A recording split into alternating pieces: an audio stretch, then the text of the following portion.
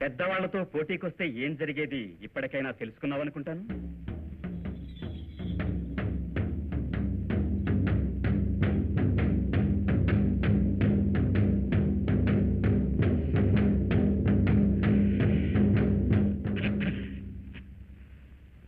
మధు, జరిగిందంతా మర్చిపోతాను.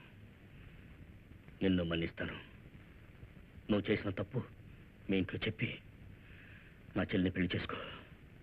దీనంతటికీ కారణం నా మీద ఉన్న కోపం నువ్వు అనుకుంటే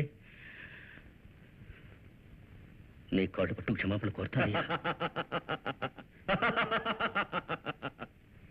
నీ చెల్లిని నే పెళ్లి చేసుకోవాలా? ఫుల్ పరా తీరా చెయ్యి.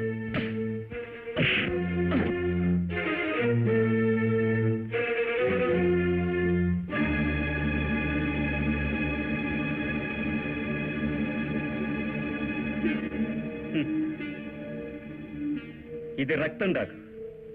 ఈ మచ్చ 2 రోజుల్లో ఆరుతుంది. నీ చెల్లి మీద పడ్డ మచ్చేరా.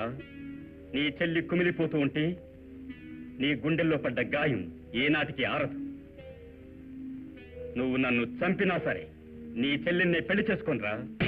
మధు, నీకిదే చెప్తున్నా. నా చెల్లికి నువ్వే భర్తవి.